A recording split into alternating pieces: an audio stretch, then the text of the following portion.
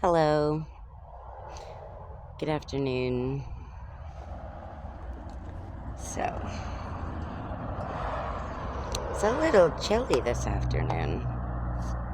I wasn't sure if the sun was going to be out, so I wore my hat for kind of like a blocker. uh, try and get my notes here. Went to the store, got some food. Got me some Star Crunchies. I could not find these nowhere. It's like one of my favorite sweets. And the Dollar General I usually go to almost never carries them. So I got like 2 boxes. They had like 3 boxes left. I was like, I'm taking 2. But okay, so I have another Courage Haven challenge. So you got your group of friends, you're all real tight, you're all real close, whatnot. This challenge is going to be for 1 week, choose a friend to swap lives and places, living their life for 1 week to get their perspective of life and on life, learning how they grew up and things they held dear to them as a child, as it could truly be a friendship bond builder, as it can also say and show you a whole different and perspective on life through someone else's eyes. And I think that's really cool. So I thought of that last night, and I was like, that's really interesting. I'm gonna write that down. So,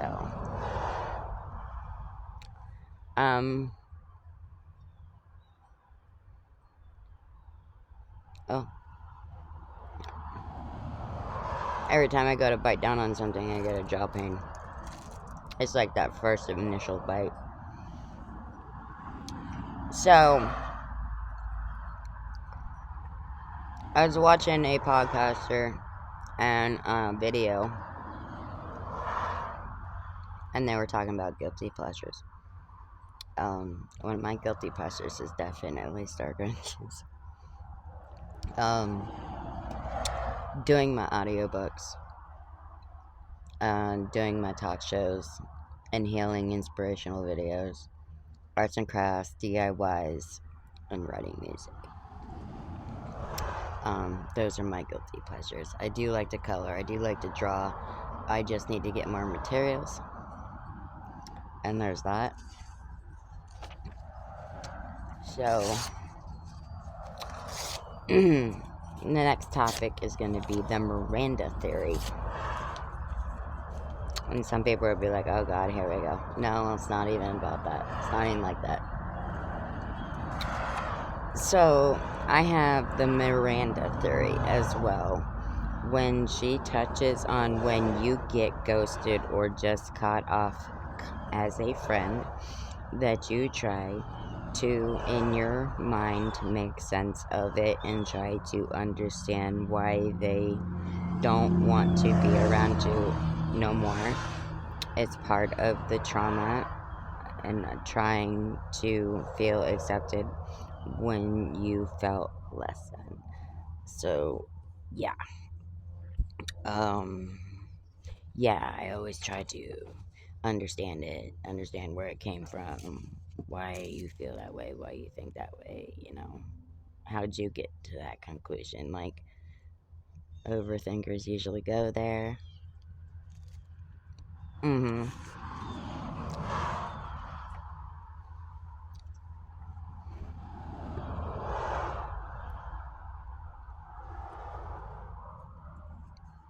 Throughout time until now, it has always been said that if you get angry,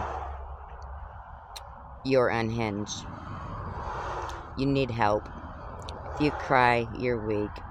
If you're a man that cries, he's a boy, not a man. By whose standards? being emotional sometimes or getting angry once in a while is healthy for the body and soul, because it's unhealthy to hold it all in and can cause serious issues on the nervous system. And on contrary, I think if a man can cry once in a while, that's strength and strong-willed man with a soul. These things are what keep us going. So just because somebody gets emotional, gets upset, or cries, or whatever, that does not make them weak. It makes them human. And everybody's emotions are different and how they handle their emotions, but everybody's emotions is important, regardless if it's not important to another person. It's always important in general, because they are a person and every person matters. And every person should be important. And to the fact that if a grown man cries, he's a boy, not a man, I do not agree with that, because that just means that that man is in tune with his personality, or his sensitive side, not his personality. And he ain't afraid to show it. Or maybe he is, and he does it in, behind closed doors. And if he's lucky enough to let you in on that, and comfortable enough to let you in, that part of his life, to let you know something like that, then you, of course, hold it dear to yourself, because something like that could definitely be embarrassing for somebody. And the fact that they had opened up to you about something like that, you know.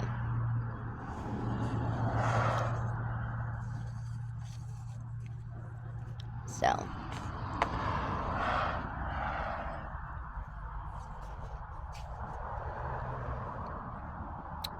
and the last topic would be, let rebels chill with you. Courage, plus courage. So I really came a long way through this 2 years, and I have grown and learned a lot, not just about the world we live in, but also about myself. If someone would have told me 10 years ago that in the future I'd have 6 audiobooks and become an influencer, I would have been very confused and delirious of it, because I wasn't at all confident, and my worst critic was always being myself, because of everything always being hush hush. Secretive. Hush hush and secretive growing up. I knew that I would learn life one day, and I'll see how things really are instead of what they wanted me to believe, and I was so hungry for knowledge. And as an Alateen, I had started getting broken pieces of images or faces. It felt like my whole world was a total Pandora's box and would have to be deciphered, being so great at sweeping, to which led me to why I do things with my influencership and my talk shows and all else, because I always knew from a young age that this can't be normal, and I knew I wanted to be a voice for those who need it. And even if people didn't care, I would feel good about it, because I know I'm talking from my soul. I'm proud to be able to live through and prevail, being able to use my experiences to raise awareness alongside of so many others, and for that I can be humble and feeling like I'm making a difference, and in my mind tells me I am helping. So this is me telling everyone in my past that says I'm always gonna fail and fall on my face, that this is me saying I prevailed. And it's frustrating when, even though I don't run on lights, but there are very few or none, it puts me in that feeling that I'm not being understood or not cared about your topics. So that question I had for Raven has now been answered. as when I watched their episode with Zamata. And to the end of that, so I'm still learning, but I'm proud of coming as far as I have and have become a lot stronger throughout my journey. So, people are going to tell you your whole life. People are going to be maybe jealous, or maybe they're mad because you're getting somewhere that they're not getting, or anything that, consists of that whole energy and whatnot. It's not your fault that they're not progressing in life. It's not your fault that you are getting ready to succeed or you are succeeding and they're not. It's whatever they're doing in their daily life that they're not doing right, or that they're not following or listening, but you are. So the ones who deserve it and the ones who work hard for it and bust tail to get to where they want to be are the ones that are going to succeed. And the ones who want to sit there and woe is me and say that you should feel guilty because when you make it, you should help me. Well, not if you're going to have a kind of attitude like that. They can talk to people, they can get you,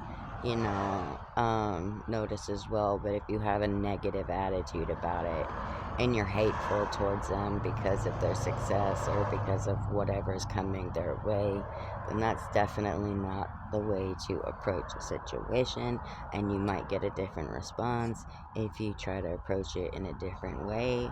And maybe there is no openings, or maybe they'll keep you on call or keep you on a list or whatever, but you should never feel threatened because somebody in your circle has made it or progressed or succeeded in their goal of what they wanted to do, and they're on their way. All you have to do is work hard and bust tail and really be serious and driven, and you can do it too. So that is going to be the end of our video of Rebels Chill With You. This whole video has been Rebels Chill With You, but I kind of left that one at the end so that I could, if I ever wanted to, just touch up on anything, or if I left anything out, I could just knock it on in there. Oh, time for a refresh. Ugh, that tastes nasty. It's nasty. Anyways, thank you for tuning in. Peace out. Until next time. Stay savage.